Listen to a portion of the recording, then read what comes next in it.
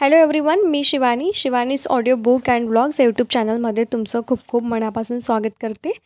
Sorry 4 दिवस video येऊ नाही शकला बिकॉज व्हॉईसमध्ये थोडा फरक जाणवत होता, त्याच्यामुळे गळा पण दुखत होता. म्हटलं चला थोडा ब्रेक घ्यावा. तर मी आता कंटिन्यू करते आहे भाग 5वा, प्रथम खंड बुद्ध आणि त्यांचा धम्म, पेज नंबर 64, पॉईंट नंबर 3 आहे ब्राह्मण ग्रंथ. वेदानंतरचे धार्मिक ग्रंथ ब्राह्मण ग्रंथ या नावाने ओळखले जातात. दोहोंही पवित्र ग्रंथ मानले जात होते. वस्तुत ब्राह्मण व हा वेदांचाच एक भाग होय. दोन्ही ग्रंथ सोबतच असतात. त्यांना श्रुती या नावाने संबोधले जाते. ब्राह्मणी तत्त्वज्ञान हे 4 सिद्धांतांवर आधारलेले आहे. पहिला सिद्धांत असा की वेद हे केवळ पवित्र नसून ते अपौरुषेय आहे आणि त्यांचा अधिकार वादातीत आहे. त्यांच्या एकाही शब्दावर प्रश्नचिन्ह लागू शकत नाही. ब्राह्मणी तत्त्वज्ञानाचा दुसरा सिद्धांत असा की वैदिक यज्ञ केले, धार्मिक विधी आणि समारंभ पार पडले आणि ब्राह्मणांना दक्षिणा दिली तर आत्म्याला मुक्ती मिळते, म्हणजे जन्म मरण्याच्या फेऱ्यातून त्यांची सुटका होते. वेदात सांगितले गेले की आदर्श धर्माचीच कल्पना ब्राह्मणापाशी होती असे नव्हे, तर आदर्श समाजाविषयी त्यांची एक कल्पना होती. या आदर्श समाज रचनेला त्यांनी चातुर्वर्ण्य असे नाव दिले. चातुर्वर्ण्याची कल्पना वेदात सांगितली आहे आणि ज्या अर्थी वेद हे वादातील आहे त्या वेदाच्या अधिकाराबद्दल कोणीही प्रश्न करू शकत नाही, त्या अर्थी समाज रचनेची चातुर्वर्ण्य पद्धतसुद्धा बंधनकारक वादातील आहे आणि ती तर्कातील आहे. ही समाज पद्धती काही विशिष्ट नियमावर आधारलेली होती. पहिला नियम असा की समाज 4 वर्णात विभागला गेला पाहिजे, ब्राह्मण, क्षत्रिय, वैश्य आणि शूद्र. दुसरा नियम असा की या वर्णात सामाजिक समता असूच शकत नाही. वर्गवार विषमतेच्या नियमाने ते परस्पराशी बांधले गेले पाहिजे. सर्वांच्यावर ब्राह्मण असले पाहिजे. ब्राह्मणाच्या खालोखाल पण वैश्याच्या वर क्षत्रिय, क्षत्रियांच्या खालोखाल परंतु शूद्रांच्या वर वैश्य आणि शूद्र हे सर्वांच्या खाली असले पाहिजे. हक्क आणि अधिकार यांच्या बाबतीत या 4 वर्णात समानता असू शकत नव्हती. हक्क व अधिकार यांचा उपयोग वर्गावर विषमतेच्या नियमानुसारच होऊ शकत होता. ब्राह्मणाला त्याच्या इच्छेप्रमाणे हवे असतील ते सर्व हक्क आणि अधिकार प्राप्त होते, पण ब्राह्मणांना जे हक्क व अधिकार मिळत ते क्षत्रियाला मिळत नसत आणि त्याला वैश्यापेक्षा जास्त हक्क मिळत असत. वैश्याला शूद्रापेक्षा अधिकार असत व क्षत्रियाला मिळणारे हक्क व त्याला अधिकार त्याला मिळत नसत. आणि जेथे शूद्रांचा प्रश्न आहे तेथे शूद्राला अधिकार तर नव्हतेच, पण त्याच्याकरिता एवढेच पुष्कळ समजले जात होते की 3 वरिष्ठ वर्गांना न दुखवता कसे तरी जगता यावे एवढाच त्याला अधिकार होता. चातुर्वर्ण्याचा तिसरा नियम व्यवसायाच्या विभागणी संबंधित व जीविकेच्या साधना संबंधी होता. अध्ययन, अध्यापन आणि धार्मिक विधी करणे हा ब्राह्मणांचा व्यवसाय होता. क्षत्रियांचा व्यवसाय लढाई करणे, मारणे होता. व्यापार हा वैश्यांचा व्यवसाय होता आणि 3 वर्गाची सेवा करणे हा शूद्रांचा व्यवसाय होता. निरनिराळ्या वर्णांना दिलेले व्यवसाय हे खास त्या वर्णांसाठी होते. प्रत्येक वर्ण केवळ स्वतःचाच पेशा करू शकत असे. एका वर्णाच्या व्यवसायात दुसऱ्या शिरता येत नसे. चातुर्वर्ण्याचा चौथा नियम शिक्षणाच्या हक्कासंबंधीचा होता. चातुर्वर्ण्याच्या पद्धतीनुसार शिक्षणाचा हक्क ब्राह्मण, क्षत्रिय आणि वैश्य या पहिल्या 3 वर्णांनाच होता. शूद्रांना शिक्षणाचा हक्क नाकारण्यात आला होता. चातुर्वर्ण्याच्या या नियमाने शिक्षणाचा हक्क केवळ शूद्रांनाच नाकारण्यात आला नव्हता, तर ब्राह्मण, क्षत्रिय आणि वैश्य या वर्णातील स्त्रियांना देखील नाकारण्यात आलेला होता. आणखीन एक 5वा नियम होता. या नियमानुसार माणसाचे आयुष्य 4 आश्रमात किंवा भागात विभागले गेले होते. पहिल्या आश्रमाला ब्राह्मणाचर्याश्रम म्हणतात. दुसऱ्याचे नाव गृहस्थाश्रम असे होते. तिसऱ्याला वानप्रस्थाश्रम आणि चौथ्याला संन्यास अशी नावे होती. पहिल्या आश्रमाचे उद्दिष्ट अध्ययन व शिक्षण हे होते. दुसऱ्या आश्रमाचे उद्दिष्ट वैवाहिक जीवन जगणे होते. तिसऱ्या आश्रमाचे उद्दिष्ट माणसाला वनवासी जीवनाशी परिचित करणे, गृहत्याग न करता कौटुंबिक बंध तोडून टाकणाऱ्या जीवनाची ओळख करून देणे हे होते. चौथ्या आश्रमाचे उद्दिष्ट माणसाला ईश्वराचा शोध घेण्यास व त्याच्या विलीन होण्यास समर्थ करणे हे होते. या आश्रमाचे फायदे 3 वरिष्ठ वर्णांच्या पुरुषांनाच घेता येत होतं. पहिला आश्रम व शूद्र स्त्रिया यांच्यासाठी वर्जित होता आणि त्याचप्रमाणे चौथाही आश्रम शूद्र व स्त्रियांना वर्ज्य होता. चातुर्वर्ण्य नावाची अशी होती दिव्य ईश्वरकृत आदर्श समाजरचना, जिला चातुर्वर्ण असे नाव देण्यात आले होते. ब्राह्मणांनी या नियमाला आदर्शाचे स्वरूप दिले आणि गोष्टीची पूर्ण सावधगिरी घेण्यात आली की त्यात कुठलाही पळवाटा किंवा उणिवा न ठेवता तो आदर्श प्रत्यक्षात उतरवला जावा. ब्राह्मण तत्वज्ञानातील एक चौथा सिद्धांत कर्मवाद होय. ह्या आत्म्याच्या जन्म मरणाच्या फेऱ्याच्या सिद्धांताचा एक भाग होता. ब्राह्मणाचे कर्मवादाचे तत्वज्ञान हे पुनर्जन्म घेऊन जेव्हा आत्मा नव्या देहात प्रवेश करतो तेव्हा तो कुठे जातो या प्रश्नाला दिलेले उत्तर, यावर ब्राह्मणी तत्वज्ञानाचे उत्तर असे होते की हे माणसाच्या पूर्वजन्मातील कृत्यांवर अवलंबून असते. दुसऱ्या शब्दात सांगायचं म्हणजे की त्याच्या तो पूर्वजन्मीच्या कर्मावर अवलंबून असते.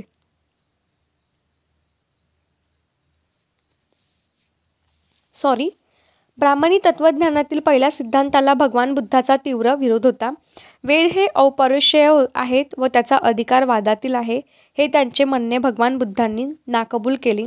त्यांच्या मते अपौरुषेय व वादातील अशी कोणतीही गोष्ट असू शकत नाही की जी चूक होण्याच्या शक्यतेच्या परिघात नसेल. कोणत्याही गोष्टीची फेर तपासणी आणि फेर विचार करण्यास विरोध नसावा, कारण कोणतीही गोष्ट अंतिम सत्य असू शकत नाही. माणसाने सत्य, यथार्थ सत्य समजून घेतले पाहिजे.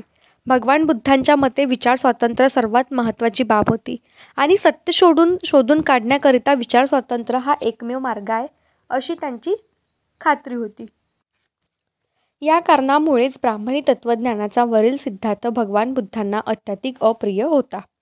ब्राह्मणी तत्वज्ञानातील दुसऱ्या सिद्धांतालाही त्याचा तितकाच विरोध होता. यज्ञ करण्यामागे काही तथ्य असल्यानेचे त्यांना मान्य होते, परंतु खरा यज्ञ आणि खोटा यज्ञ यात त्यांनी भेद केला. दुसऱ्यांच्या हितासाठी स्वहिताचा त्याग करणे हा खरा यज्ञ होय आणि त्यांनी मानले वैयक्तिक स्वार्थासाठी कोण्या देवाला प्रसन्न करण्यासाठी एखादा पशुचा बळी देणे हा त्यांच्यामध्ये खोटा यज्ञ होय. ब्राह्मणाचे अधिकांश यज्ञ हे बहुधा देवाला संतुष्ट करण्यासाठी पशूंचे बळी देऊन केलेले यज्ञ असत. अशा यज्ञाचा खोटे यज्ञ म्हणून त्यांनी धिक्कार केला. आत्म्याला मुक्ती मिळावी या उद्देशाने जरी असे यज्ञ होत असेल तरीही त्यांना ते मान्य नव्हते. यज्ञाविरोधी असलेले लोक ब्राह्मणाचा उपहास करून म्हणत, पशुचा बळी देऊन जर एखाद्या स्वर्गप्राप्ती होत असेल तर शीघ्रतर स्वर्गात जाण्यासाठी त्याने स्वतःच्या बापाचाच बळी का देऊ नये. भगवान बुद्ध या विचाराशी सर्वथा सहमत होते. यज्ञाचा सिद्धार्थ भगवान बुद्धांना जेवढा तिरस्करणीय वाटत होता तेवढा चातुर्वर्ण्याचा सिद्धांतही त्यांना नापसंत होता. चातुर्वर्ण्याच्या नावाने ब्राह्मणी धर्माने ज्या प्रकारची समाजरचना त्यांना सर्वथा अप्राकृतिक समाजरचना वाटली, तिच्यातील वर्गरचना सक्तीची आणि जुलमी होती. विशिष्ट वर्गाच्या मतलबानुसार तयार केलेली अशी ही समाजरचना होती. मोकळा आणि स्वतंत्र समाज त्यांना पसंत होता. ब्राह्मणाची चातुर्वर्ण्य पद्धती ही कधीही न बदलणारी कायम स्वरूपाची अशी समाजरचना होती. एखाद्या ब्राह्मणाच्या घरी जन्म झाला की तो कायमचा ब्राह्मण आणि एखादा क्षत्रियाच्या घरी जन्म झाला की तो कायमचा क्षत्रिय, एकदा वैश्याच्या घरी जन्म झाला की तो कायमचा वैश्य आणि शूद्राच्या घरी जन्म झाला की तो कायमचा शूद्र, अशी समाजरचना व्यक्तीच्या जन्मावरून प्राप्त झालेल्या दर्जावर आधारलेली होती. या व्यवस्थेत माणसाचे मोठ्यात मोठे पापकर्म आणि त्याच्या उच्च दर्जाला कमी करत नसे आणि त्याचे मोठ्यात मोठे पुण्यकर्म देखील कोणाचा वरचा दर्जा देत नसे. या दृष्टीने त्याच्या सद्गुणाला काही किंमत नसे. ना गुणाचीही पूजा होती, ना विकासाला, ना समाजरचनेत स्थान होतं. विषमता हे प्रत्येक समाजात असते, पण ब्राह्मणी धर्मात तिचे स्वरूप अगदी निराळे होते. ब्राह्मणांनी विषमतेच्या सिद्धांताचा प्रचार केला. ते समाजाचे अधिकृत धर्मत्व होते. ती असमानता समाजावर अशीच आपोआप स्थापित झालेली नव्हती. ब्राह्मणी धर्माचा समतेवर विश्वासच नव्हता. वस्तुत समतेत त्याचा विरोध होता. ब्राह्मणी वादाचे केवळ विषमतेने समाधान झाले नाही. वर्गवार विषमता हे त्याचे सार होते. क्रमिक असमानता त्याचा प्राण होता आणि समाजात सुसंवाद आणि मेळ निर्माण करण्याची गोष्ट तर दूरच राहो, पण ही वर्गवार विषमता समाजात चढत्या प्रमाणात द्वेष आणि उतरत्या प्रमाणात तिरस्कार निर्माण करील. म्हणजे एक जण खाली, दुसरा त्याचे वर, तिसरा त्याहून वर आणि चौथा सर्वावर, याप्रमाणे क्रमिक घृणेची भावना तयार करील आणि त्याचप्रमाणे खालच्या वर्गात द्वेषाची भावना तयार करीत असून ती अखंड कलहाचे कारण होईल असे भगवान बुद्धांना वाटले. 4 वर्णाचे व्यवसाय देखील निश्चित केले गेले होते. व्यवसायाची निवड करण्याचे स्वातंत्र्य कुणालाही नव्हते. त्याशिवाय हे व्यवसाय काम करण्याची कुशलता किंवा सामर्थ्य यानुसार निश्चित करण्यात आले नव्हते, तर ते जन्मावरून निश्चित केले गेले होते. चातुर्वर्ण्याच्या नियमांचे काळजीपूर्वक निरीक्षण केल्यावर भगवान बुद्ध अशा निष्कर्षाला येऊन पोचले की ब्राह्मणी धर्माने ज्या तात्विक पायऱ्यावर समाजरचना उभारली, तो पाया जरी स्वार्थी नसेल तरी तो चुकीचा खासच होता. त्यांना हे स्पष्ट दिसले की चातुर्वर्ण्याने सर्वांच्या हितसंबंधाकडे तर लक्षच दिले नाही, त्यामुळे सर्वांचे कल्याण देखील साध्य होऊ शकत नाही. निश्चितच मूठभर लोकांच्या हितासाठी बहुसंख्य लोकांना सतत राबविण्यासाठी चातुर्वर्ण्याची योजना जाणून बुजून करण्यात आली होती. या योजनेनुसार स्वतःला मानवश्रेष्ठ म्हणून घेणाऱ्या वर्गाची सेवा करणं यासाठी माणसाला भाग पाडण्यात आले होते. दुर्बलांना दडपण्यासाठी व पिडण्यासाठी त्यांना पूर्णपणे दास्यात ठेवण्यासाठी ही योजना करण्यात आली होती. बंडाची प्रवृत्ती पूर्णपणे मारून टाकण्यासाठीच ब्राह्मणांनी कर्मवाद तयार केला होता, असे भगवान बुद्धांचे मत होते. मनुष्याच्या दुःखाला त्याच्या स्वतःशिवाय इतर कोणीही कारणीभूत नव्हता. दुःखाची स्थिती तो बंड करून देखील बोलू शकत नव्हता, कारण पूर्वजन्मातील कर्मामुळेच या जन्मातील त्याची दुःखी अवस्था ठरविण्यात आली होती, असा हा एक कर्मवाद होता. ब्राह्मण तत्त्वज्ञानाचे ज्यांची माणुसकी पार नष्ट करून टाकली होती, त्या शूद्र आणि स्त्रिया या दोन वर्गांना या समाजव्यवस्थेविरुद्ध बंड करण्याचे सामर्थ्य उरले नव्हते. विद्यार्जनांचा हक्क त्यांना नाकारण्यात आला होता. त्याचा परिणाम असा झाला की त्याच्यावर लादलेल्या अज्ञानामुळे त्यांनी आपली अशी हीन अवस्था का झाली हे त्यांना कळत नव्हते. ब्राह्मणी धर्माने त्याचे जीवन अर्थशून्य करून टाकले होते हे त्यांना समजले नव्हते, पण त्यामुळे ब्राह्मणी तत्त्वज्ञानाविरुद्ध बंड करण्याऐवजी ते त्याचे भक्त बनले आणि त्याचा ते पुरस्कार करू लागले. ॲक्च्युली शास्त्र धारण करणे आपले मानवी स्वातंत्र्य मिळवण्याचा शेवटचा उपाय आहे, परंतु शूद्रांना शास्त्र धारण करण्याचा त्याच्यापासून हिसकून घेण्यात आला होता. ब्राह्मणी धर्माच्या वर्चस्वाखाली स्वार्थी ब्राह्मण, सामर्थ्यवान शास्त्र धारण केलेले, प्राणघातक शास्त्रीय आणि धनवान वैश्य त्यांच्या भयंकर कटाचे बळी बनवून शूद्रांना असहाय्य करून ठेवण्यात आले होते. अशा या समाजरचनेत सुधार घडविणे शक्य होते काय? ही समाजव्यवस्था ईश्वरप्रणीत समजली जात असल्यामुळे ती बदलता येणे शक्य नाही हे भगवान बुद्धांना माहिती होते. ती फक्त नष्ट करून टाकणेच शक्य होते. या कारणांसाठी खऱ्या जीवन मार्गाला विरोधी म्हणून ब्राह्मणी तत्त्वज्ञानाला भगवान बुद्धांनी अमान्य केले. नेक्स्ट पॉईंट आहे उपनिषदे आणि त्यांची शिकवण. उपनिषदांदेखील वैदिक वाङ्मयाचा एक भाग समजण्यात येते. उपनिषदे वेदांचा भाग नव्हे, ते श्रुतिबाह्य आहेत. असे असूनही उपनिषदे धार्मिक वाङ्मयाचाच एक भाग झालेली आहे. उपनिषदांची संख्या बरीच मोठी आहे. त्यातील काही महत्त्वाची आहे, काही महत्त्वाची नाहीत. त्यापैकी काही उपनिषदे वैदिक सिद्धांतावरून काही ब्राह्मण पुरोहिताच्या विरुद्ध असल्याबद्दल गणली जातात. वैदिक अभ्यासमध्ये अज्ञान, अविद्या यांचा अभ्यास होय, याविषयी त्यांना सर्वांचे एकमत होते. वेद आणि वैदिक शास्त्रे यांचे ज्ञान हे हलक्या दर्जाचे ज्ञान होय, याविषयी त्यांना सर्वांचे एकमत होते. वेद हे विषय ईश्वर निर्मित आहे हे अमान्य करण्यात त्याचे एकमत होते. यज्ञ व त्याची फळे, यज्ञातील आहुती आणि ब्राह्मणांना द्यावयाची दक्षिणा या ब्राह्मणी तत्त्वज्ञानातील मूलभूत गोष्टींना चिकटविण्यात आलेले महात्म्य नाकारण्याच्या बाबतीत ते सर्वांचे एकमत होते. तथापि उपनिषदाचा हा काही मुख्य विषय नव्हता. त्यांनी केलेली चर्चा ब्रह्म व आत्मा यांच्यावर केंद्रित झाली होती. विश्वाला बांधून ठेवणारे ब्रह्म हे सर्वव्यापी तत्व असून आत्मा हेच ब्रह्म होय, असे आत्म्याचे ज्ञान करून घेण्यातच आत्म्याची मुक्ती आहे. उपनिषदांचा मुख्य सिद्धांत असा की ब्रह्म हेच सत्य होय आणि आत्मा म्हणजे ब्रह्मच होय. उपाधीत गुंतल्यामुळे आत्म्याला मी ब्रह्म आहे याची जाणीव होत नाही. प्रश्न असा होता की ब्रह्म ही एक वास्तविकता आहे काय?